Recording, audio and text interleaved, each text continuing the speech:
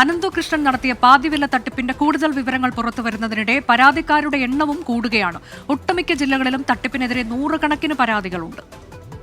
എൻ്റെ കടയുടെ മേളിലാണ് ഇവരുടെ ഓഫീസ് ഇരിക്കുന്നത്. അപ്പോൾ ആൾക്കാരൊക്കെ വന്നിങ്ങനെ പൈസ അടയ്ക്കണം, ഫണ്ട് കിട്ടണമെന്നൊക്കെ അറിഞ്ഞപ്പം ആദ്യത്തെ ട്രിപ്പ് ഞാൻ കൊടുത്തില്ല. രണ്ടാമത്തെ ഗഡുവിൽ ഞാനും ഇങ്ങനെ അപേക്ഷിച്ചിരുന്നു. അത് ഇത്ര നാളായപ്പോൾ ഉടനെ കിട്ടും എന്നൊക്കെ അവർ പറഞ്ഞു. അങ്ങനെ കേട്ടുകൊണ്ടിരുന്നു. ഇതുവരെ കിട്ടിയിട്ടില്ല. ഇപ്പോൾ തട്ടിപ്പാണെന്ന് ഇപ്പോഴാണ് ഞാനും അറിയണത്. ഈ സീഡിൻ്റെ വണ്ടി പൈസ ഒരു വണ്ടി പറഞ്ഞ് അപേക്ഷയ്ക്ക് തുടങ്ങി 20-ാം തീയതി അപേക്ഷിക്കാൻ പറഞ്ഞു. 25-ാം തീയതി അപേക്ഷിച്ചു, പൈസ അടച്ചു, ബാങ്ക് മുഖാന്തരം പൈസ അടച്ചു. ഞങ്ങൾക്ക് വണ്ടി കിട്ടുമെന്ന് പറഞ്ഞു. വണ്ടി ഇതുവരെ കിട്ടിയിട്ടില്ല. മഞ്ജു എന്ന് പറഞ്ഞൊരു കോർഡിനേറ്ററാണ് അവരോട് വന്നത്. ഞങ്ങൾക്ക് 2 വീലർ തന്നെ അടച്ചതാണ്. ഒരു കോർഡിനേറ്റർ മഞ്ജു ഷാൻ എന്ന് പറഞ്ഞ് കോർഡിനേറ്റർ വഴിയാണ്.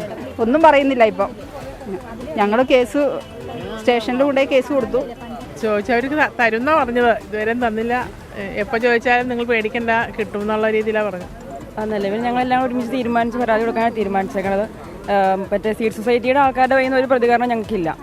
മറ്റേ പിന്നെ ഫണ്ട് അയച്ചാൽ ഞങ്ങൾ റീഫണ്ടിന് കൊടുത്ത ആൾക്കാരുണ്ട്, അല്ലാതെ വണ്ടിക്കും ഹോം അപ്ലയൻസിനൊക്കെ പൈസ കൊടുത്തവരുണ്ട്. പക്ഷെ അവർക്കൊന്നും അറിയില്ല എന്നാണ് അവർ പറയുന്നത്. ഞാൻ വണ്ടിക്ക് കൊടുത്തിട്ടുണ്ടായിരുന്നു, ഹോം അപ്ലയൻസിൽ കൊടുത്തിട്ടുണ്ടായിരുന്നു.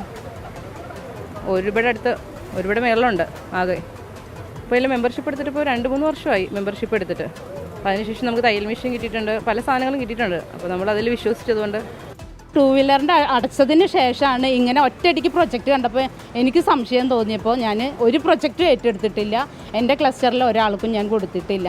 ആരോ എവിടുന്നോ അറിഞ്ഞിട്ട് ഒരാൾ ഹോം അപ്ലയൻസിന് വേണ്ടിയിട്ട് പൈസ അടച്ചിട്ടുണ്ടായിരുന്നു. വടക്കാഞ്ചേരി എന്ന് പറഞ്ഞ ആ പ്രദേശത്ത് നിന്ന് 7 പേരാണ് സ്കൂട്ടിക്ക് പൈസ അടച്ചിട്ടുള്ളത്. പക്ഷേ സീഡിൻ്റെ മെമ്പർഷിപ്പ് എടുത്തിട്ടുള്ള ആളുകളായിട്ട് എണ്ണം എടുക്കുമ്പോൾ 48 പേരുടെ പൈസ അവരെ നേരിട്ടിട്ടുള്ള അക്കൗണ്ടിലേക്ക് അവരെ സർക്കുലർ പ്രകാരം വായിച്ച് മനസ്സിലാക്കിയിട്ട് അവർ പറയുന്ന ആ സർക്കുലറിലെ അക്കൗണ്ട് നമ്പറിലേക്ക് അയച്ചു കൊടുത്ത ആളുകളുണ്ട്.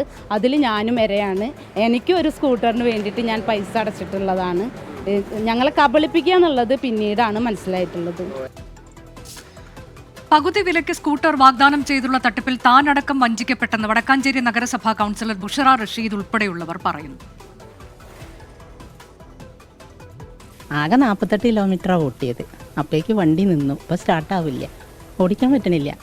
വേറെ ഒരു പ്രത്യേക സൗണ്ട് ഉണ്ട്. സ്റ്റാർട്ട് ഓണാക്കുമ്പോഴേക്ക് ആ ഒരു സൗണ്ട്. അങ്ങനെ നിൽക്കൽ തുടങ്ങിയിട്ടിപ്പോൾ ഒരു 1.5 മാസമായി. ഡിസംബറിലാണ് കിട്ടിയത്. അന്വേഷിച്ച പോലെ ആദ്യം ഒരു നമ്പർ തന്ന് കാസർകോട്ടേക്ക്, അവിടേക്ക് വിളിച്ച് അങ്ങനെ കുറേ വെയിറ്റ് ചെയ്തു. ഓല് വരും വിചാരിച്ച് പിന്നെയും അവിടെ പോയി പറഞ്ഞപ്പോൾ പിന്നെ ഒരു തൃശ്ശൂർക്കാരെ നമ്പർ തന്നു. അതും ഇപ്പോൾ ഒന്നുമില്ല. ആക്രിക്കാർക്ക് കൊടുക്കുന്ന രീതിയിൽ ഇവിടെ മുറ്റത്ത് കിടക്കുന്നുണ്ട്.